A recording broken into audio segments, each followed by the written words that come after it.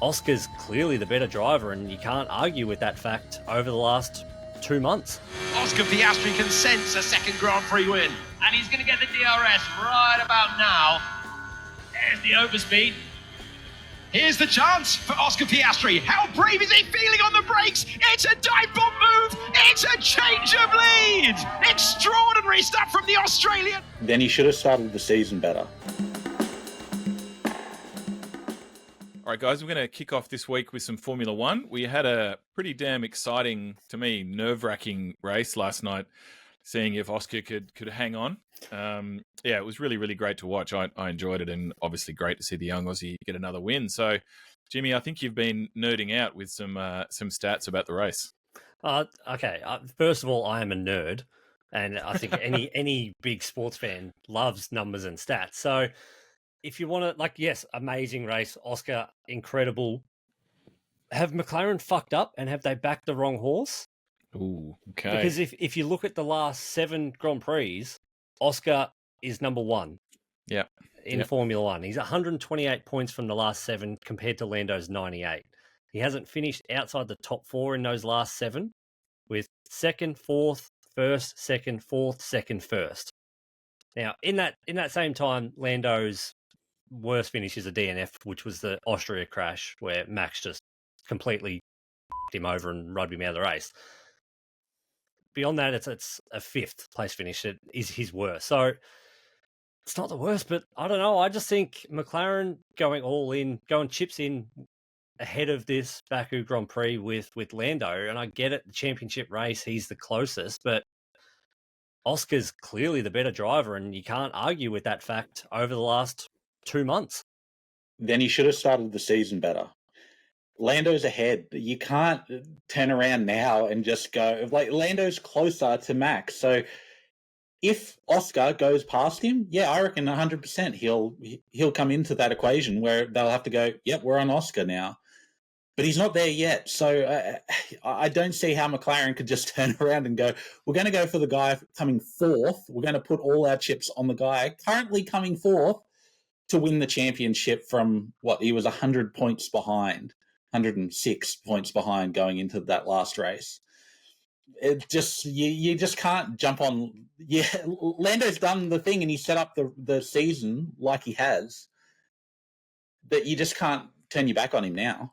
Yeah, the maths, Jimmy, is the interesting sort of part of it. And Mertz, you're right that it wouldn't make sense to put all their eggs in the Oscar basket now. The interesting thing is we could end up getting a situation.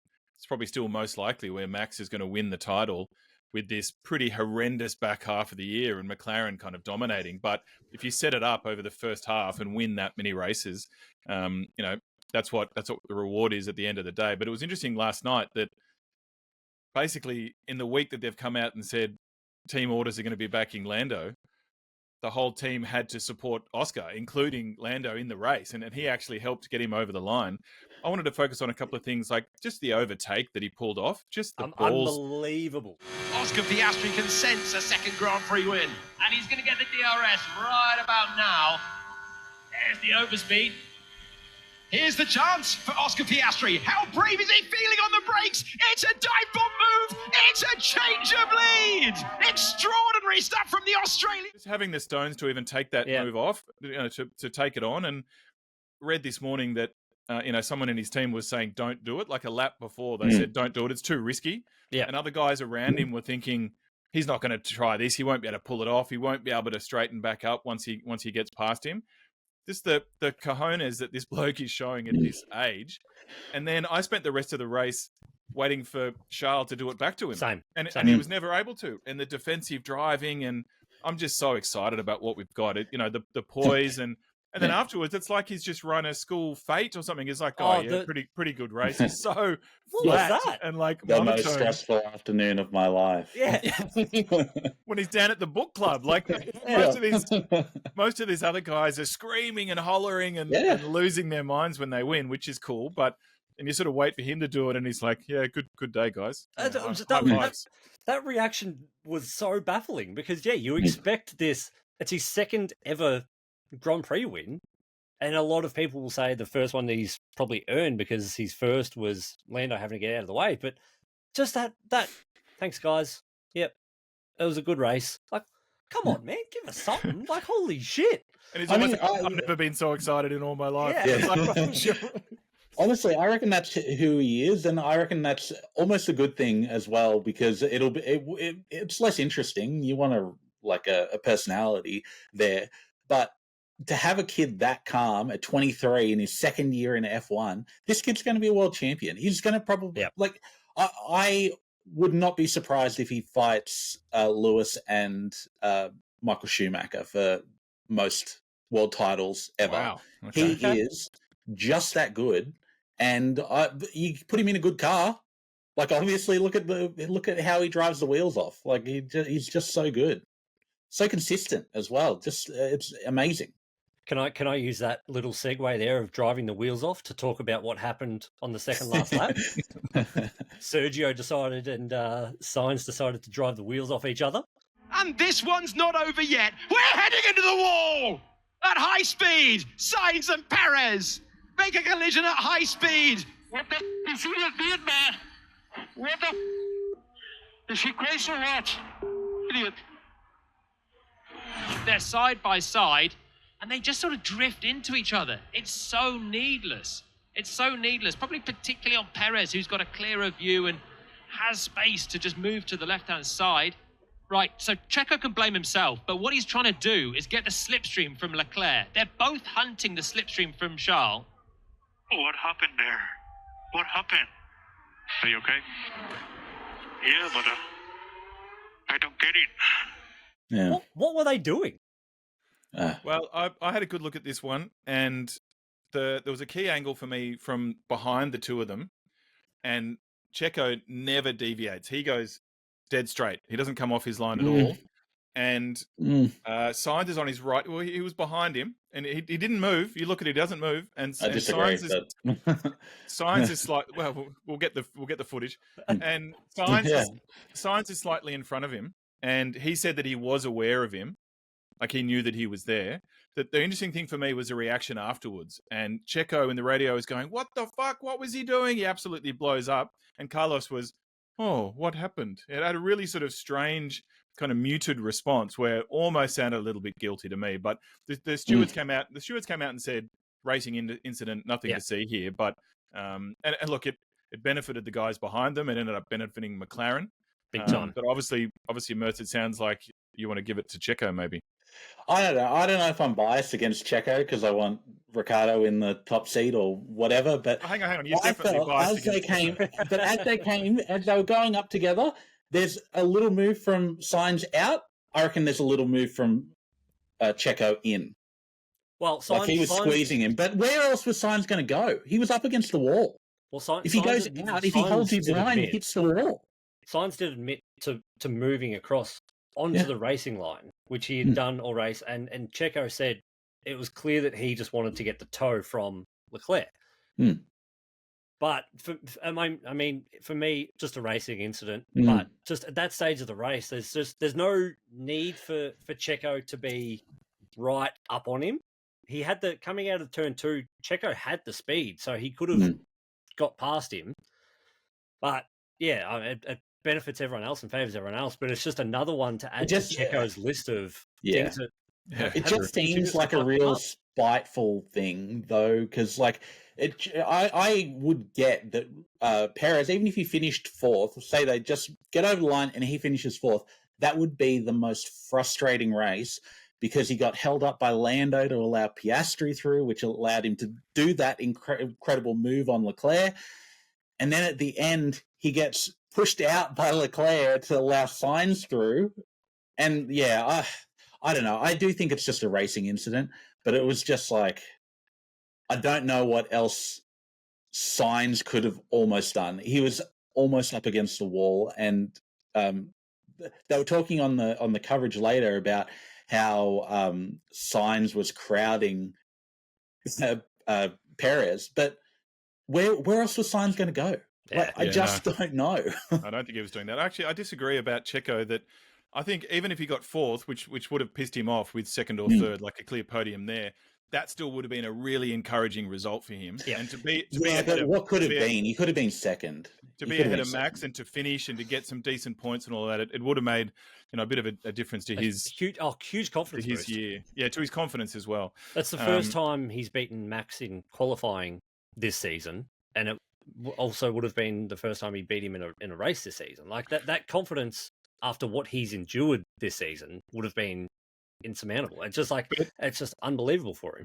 It felt like we're going to have some kind of incident, like the closer that Sainz got, and then now we've got the four of them, all with sort of a second or less between each of them coming into the dying laps of the race.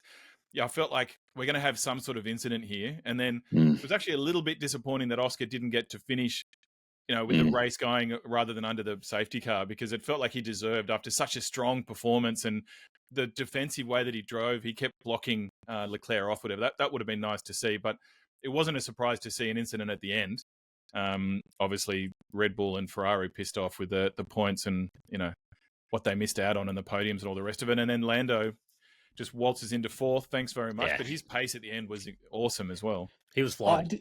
I did have one more point on the World Championship thing. So if McLaren went and threw all their, everything behind Oscar, I actually think it's going to be a really interesting World Championship race, because we've got Leclerc there, who no one's talking about as a potential, but if he wins a couple of races, finishes second, podiums, all the rest of them, he's 13 points behind Lando. If Oscar and Lando keep taking points off each other, then it could be a really, really fascinating end to the season. It could be a four-way race between all of them, right down to the wire. It's a good point. It's been such a great season. Honestly, this has been so good. If Max keeps finishing sort of 7, 8, 9, 10, it was interesting as well to read that Lando is now further behind Max than he was in terms of the average points that he needs from here on out, just by finishing 3 points ahead of him. He actually lost a little bit of ground. A couple of other things I wanted to mention from the broadcast that pissed me off. One was that we were about to have Lando was walking up behind Oscar, and we were going to see how they interacted. I wanted to see if Lando was happy for him, if he celebrated, if he was kind of cool. And then they cut straight to all the team on the barrier and just sat there looking at them. And I'm like, show the boys interacting. They totally missed a beat there. The other one I want to say is, and I don't know if this is going to be a popular opinion, when is Gunter going to get the arse? I'm sick to death of this guy. Hey, whoa. He is the worst. International treasure. I will walk out if there's any more Gunter slander. No, he's got to go, man. What has that guy got to do to lose his job? I mean, it took forever for Haas to finally fire his pathetic ass, which should have happened years before. He stopped me watching Drive to Survive because I couldn't handle him anymore. And now I've got to hear him stumbling through questions and drivers rolling their eyes at him. He's the worst. Sorry, Jimmy. He's got to go. I will fucking not stand for this, JD. All right. So in terms of footy, we had quite a lot of action, quite a lot of good games on the weekend, but probably the biggest talking point is still Ken Hinkley versus the world, or versus the Hawthorn Football Club. We actually had the sanction come down last night, the $20,000 fine. Look, just from my take, Ken hasn't come out of this looking great, but I still don't want us to overlook the fact that Jack Ginnivan caused this situation, and they're playing a physical, aggressive sport. Kenny's fired up at the end of it, and he wanted to go and give him a bit of shit and said, you know what, you're not going to Sydney in 2 weeks. We are. I actually don't really disagree with Caroline Wilson that said it could have cost them the game. And I know that sounds a bit excessive, but at three-quarter time, if Ken Hinkley says, by the way, boys, one more time, and he said he used it a lot in his build-up to the game, don't forget that little shit disrespected you and said that their team's going to make it, and it made them find a little bit more in a 3-point game. That's conceivable to me. So Kenny acted a bit stupidly. He looked a bit immature. It was a bad look for a 57-year-old bloke. I get that. But to me, if you want to make it the schoolyard thing, Ginnivan started it, and you play with fire by disrespecting an opposition team in such a big game like this, like a final. So, sometimes you get burnt. That's kind of my take on it. A lot of people, actually, sorry, Jimmy, a lot of people with our comments were saying, if Kenny's getting fined 20 grand, why isn't Jack? Why is it all sort of on Kenny's side of it? So it's an interesting look. I think it all falls back on Jack to me. And he's 21, by the way. He's not a kid. We're acting like he's a 15-year-old kid. He is 21. But anyway, Jimmy, go. Well, yeah, you're right. Jack's been in the system for long enough now that he does know better than what he's doing. But we want this from the players. We want this sort of personality, and we constantly ask for it. And then when they dish it up, we go, don't do that. Don't be a kid. But I expected a Port Adelaide player the first time Jack Ginnivan got his hands on the ball for someone to do what Collingwood did to Jack Watts on Queen's birthday during his debut. Just mob him and just absolutely 4 blokes, drive him into the ground, and then on top of him, just give him shit. What I didn't expect and what wasn't a great look was what Ken did after the game, because as has happened and what happened as soon as the game finished was it took the shine off a hell of a performance from Port Adelaide, who bounced back from being absolutely humiliated last week. So I think, and as Ken did address and instantly apologise for it, he shouldn't have done it. It wasn't what he was intending to do or wanted to do. I think the $20,000 fine is excessive and too much. It's on. You can't put that on the same level as what McCartney did when he chest bumped, but was it Tom Papley or whatever the week before. So the fine was excessive, but the look was horrible. So I can understand why the AFL sort of came down on it, but it's just from Ginnivan's point of view, it's the graph. Fuck around, you're going to find out, and Jack and the Hawks found out on Friday night. So if you want to be a smartass on social media and dish it out, be prepared to get it back. Look, the fine is whatever. It's if he got no fine, that would have been fine. Whatever. Ginnivan being 21, like you said, McKern, like this is what you want from the footy players. You want some personality. But we're talking, and JD, you said about a schoolyard incident, kind of making a schoolyard incident. Ken Hinkley's a 57-year-old coach. What the fuck is he doing? Like, fucking hell. And honestly, it's so embarrassing to me that after the game, he's just like, yeah, we use this, 4 words, see you in 14 days. Like, fucking hell, mate. If that's all you're doing to, like, get your team up, like, it's embarrassing that this is the type of shit. Like, I'm obviously, like, a bit of an outsider with the AFL and all this type of stuff, but when you look at, I just look at stuff like this and just do not understand how you could have any respect for Ken Hinkley after this. It's embarrassing for a coach, a 57-year-old man. He needs to be the adult in the room, and he was a fucking child. But professional sport has, for as long as we can remember, as long as there's been media coverage, have used comments that somebody else has said. Any perceived slight is stuck up on the board in the dressing room and used as motivation. We've had it forever. Honestly, I want this from Jack Ginnivan. If this is the kid if this is who he is, it's not like it's a fucking surprise. This is Jack Ginnivan. This is the way he has been from the beginning. Yeah, but you got to back it up. You got to back it up. Yeah, and you know what? They had most of the season. They had most of the season. But don't do it and then on that big stage. Well, let's have like robotic nothing like all week. We'll have nothing to talk about. We'll have like the normal showdown where like no one says anything and like Josh Shelley didn't say pretend he didn't say anything, and we have a normal showdown where the only people who care about it are Crows and Port fans. No one else gives a shit. We're not saying that. We're all for it. We all want this sort of shit, but what we want is if you're going to do it, back it the fuck up. And you know what? I wouldn't even care if it was any other Port player if they went and did the same thing. If every other Port player was like, you go, not going on playing, I wouldn't care. Ken Hinkley is supposed to be the adult in the room, and he didn't. They're all adults. But then the funny thing was in the press conference afterwards. Yeah, but they're also footy players. I watched back again yesterday, and he was obviously bombarded with questions about what he did after the game. And then at one stage, he tried to say, yeah, it was actually a pretty good game of footy, I thought, and trying to put it back on footy. And it's like, no, mate, you don't get to dictate, the narrative where we go from here. You brought this on yourself. Look, it was a terrible look. It was very childish what he did. But I'm just saying, in the heat of the moment, he's probably just saved his job. I'm not that shocked that he wanted to go, you know what, mate? You were wrong. We beat you. Good luck next year. I can see where he was coming. It was an immature, childish kind of look.